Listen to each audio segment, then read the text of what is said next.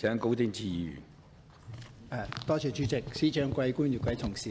咁咧好多第一個問題咧就係關於年青人，好多年青人咧知道司長今日嚟嘅，咁咧佢哋好開心，咁啊通過我自己本身都有個青年委員會，咁咧就佢哋叫我反映俾司長啊，而家佢哋面對嘅問題啊，因為事實上咧而家青年人咧面對好大嘅壓力嘅，因為佢哋讀完書咧畢咗業之後咧唔係好似以前咧咁容易揾到嘢做，咁事實上咧如果做唔到車手或者水客嘅咧，咁唯有咧就失業一等。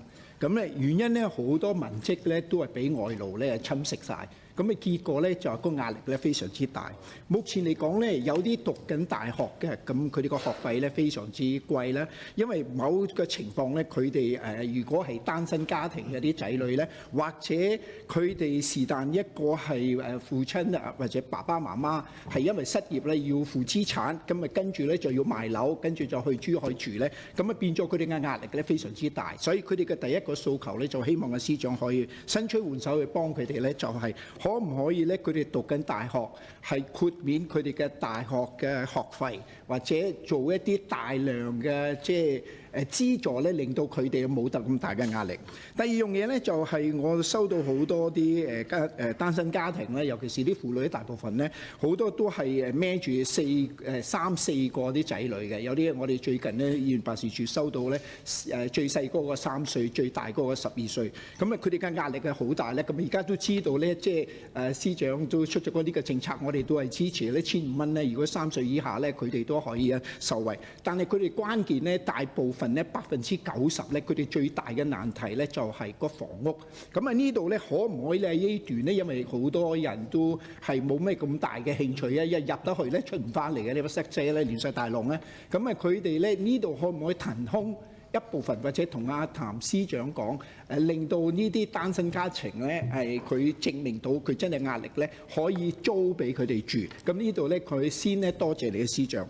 第二樣嘢咧就係關於長者啦。長者咧又知道阿司長嚟咧，佢哋亦都好開心啊。因為咧長者都提醒咧，因為疫情嘅時候咧3年咧，佢哋都好辛苦，好多人失業咧，又好多人又揾唔到嘢做。咁多數咧就係啲長者咧就壓力最大，因為咧佢除咗冇能力工作之外咧，仲加要幫助啲仔女咧，棺材本都要攞埋出嚟咧去開支嘅。咁呢度咧有3年嘅疫情嘅嗰個央積金嘅21000咧，睇下司長能力，如果可以的話，下半年嗰個經濟好，因為我咧就正面嘅，我覺得嘅下半年一定好，因為你都後行咧都講到，我哋啲稅收會好嘅。咁頭嗰3個月咧，2個月咧都有增加咧，有盈餘咧，係咪6.8% 同埋0.8%？咁呢個都唔錯，我相信咧，如果呢度可以的話咧，司長你考慮下幫下啲長者咧，攞翻個21000蚊。對於嗰個養老金咧3704蚊，而家去到3900，其實增加咗86蚊。86蚊咧，如果除30日咧，剩翻5蚊，5蚊咧雞尾包都買唔到嘅。咁呢度咧點解唔可以增加咧？即係希望咧下半年如果你追加預算，因為之前嘅李雲龍司長都喺疫情都追加咗4-5次，我都唔知點樣，我哋全部都批晒。所以司長如果拎嚟咧，我哋一定批嘅，即係希望咧嗰個央積金去到4500蚊最低維生指數。好啦，講到嗰個殘疾金啦。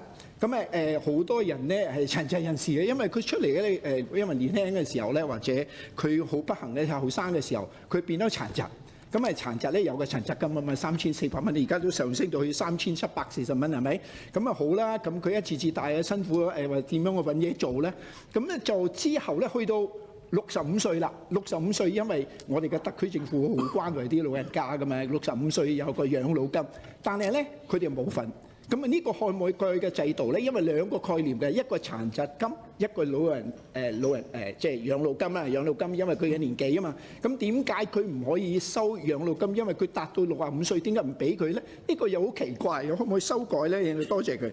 關於儲進修都聽到嘅，司長咧都講到咧，儲進修係會修改啊，或者嗱，我有個意見俾你嘅司長，嗰6000蚊咧。嗰6000蚊咧，可唔可以讓啲市民自己決定自己嘅願意，佢想點就點啊？希望咧入落個消費卡，咁啊，皆大歡喜，個個都會拍手掌嘅。咁啊，講完呢度咧，就講下衞生啦。衞生嗰方面咧，即係其實咧，最後嗰次係差唔多10年㗎啦。啊，局長喺度咧，即係都記得喺2009年咧修改嘅職程嘅。咁啊，當時咧都講到咧，即係譬如啲護士喺嗰個隨傳隨到咧，隨傳隨到咧，你哋當時咧係諗住撤㗎，但係後尾咧就唔知點樣咧。就話咧我哋唔設嗰個隨傳隨到俾啲護士，就諗住咧整體所有啲公務人員咧都會做一個隨傳隨到，結果咧石沉大海。咁啊而家咧因為信咗你啦，咁啊變咗冇咗嗰個隨傳隨到。希望司長你出嚟修改。關於嗰個護士咧，的而且確咧，其實點解嗰個一屆嘅護士職階即係第一級嘅護士咧有5個職階嘅？但係高級技術員得3個職階，原因咧即係你預咗佢哋咧係冇得咁嘅點升職嘅，因為事實上咧佢哋嗰個點數咧高級技術員去到480，佢咧只要去到470，所以呢個咧係不公平嘅，因為大家同埋咧產業技術人員同埋高級衛生人員咧，大家個學歷都一模一樣，但係工資不同。咁呢啲希望咧都係希望佢可以改善。講到專科醫生啦，嗱，專科醫生咧，骨科、婦產科、手術科同埋皮膚科係唔同嘅。嗱，好啦，講到手術科，手術科咧個風險非常之大，因為除咗要開手術，佢仲加有個風險咧作個併發症，除咗併發症都要睇症。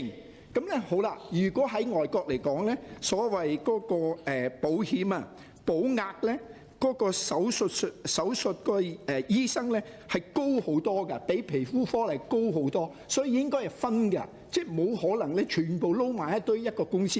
咁啊，其次咧就係嗰個年資個方面咧，都希望咧實惠嗰啲年資佢做咗嗰啲時間，應該反映翻落嗰個工資裏邊嘅。咁咧，仲有咧就係我想講埋咧，就係關於嗰啲收費啊，即係澳門戶外片區嗰個收費。咁啊，如果3萬人以上咧就50萬，3萬以下咧人士咧就係35萬。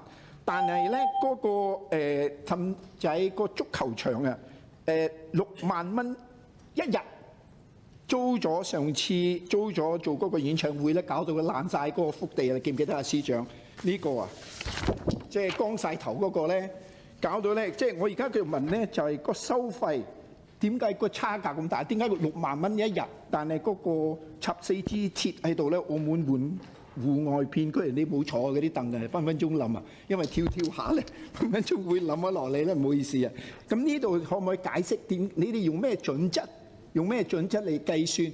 同埋咧，呢個片區賠咗上去之後，有冇官員需要問責嘅咧？呢個點解會咁嘅咧？有冇官員需要問責？唔該。高天賜議員。多謝主席，多謝司長，全部問題都冇答我。咁啊，我繼續問咧，因為我冇得追問啊嘛，繼續問嗰啲問題。咁跟進翻啲頭先我所講嗰啲問題咧，司長會唔會同阿譚司長傾下，預留土地起多啲足球場同埋谷棍球球場？至於嗰個雪地谷棍球咧，雪地谷棍球嗰方面咧，喺澳門蛋都可以繼續設嘅，呢個冇問題嘅。睇下司長有冇時間去睇下，究竟嗰度個環境係點樣？至於頭先衞生嗰方面咧，嗰啲職程咧都頭先我都差唔多都講晒成90%㗎啦。咁我唔記得咗咧，就係關於衞生中心啲醫生，咁佢哋咧係560啊，最多去到600個點數。咁咧就佢哋全部都係職階嘅橫向嘅，咁呢度係咪有個空間咧調升令到佢哋咧向上都可以有個生存嘅空間？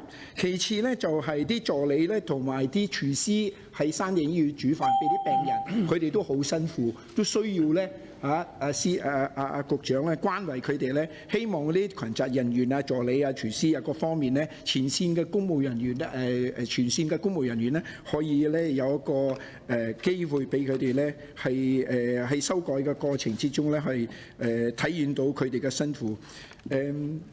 我仲有咩好講？我冇嘢好講啦，主席，我講完啦。雖然未回應你嘅問題，但係你再提出新嘅問題咧，司長我嚴不作回應。請司長回應，我剩餘嘅時間都交晒俾你啦。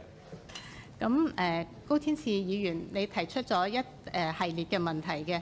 咁本澳年青人嘅大學嘅學費呢，其實我哋自從實行15年嘅免費教育開始呢，我哋已經係有一個目標呢，係唔會等任何一個澳門嘅年青人呢，因為家庭問題呢係讀唔到書嘅，所以呢，喺大學呢邊呢個學費我哋係有貸款金額係俾佢哋嘅。咁你提到嘅單親家庭呢，我諗一啲個案式嘅我哋而家好難回答。如果係有特別需要嘅，我哋可以交由社工局呢度具體跟進。你亦都提到經濟情況。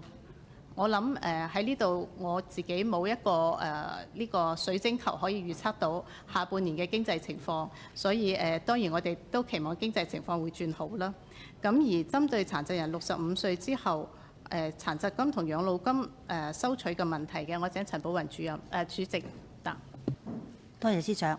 咁就有翻我哋呢個養老金同殘疾金咧，佢係社會保障入邊一個長期給付，佢個目的就係為咗我哋居民因為年老或者殘疾咧而提供一個基本嘅保障。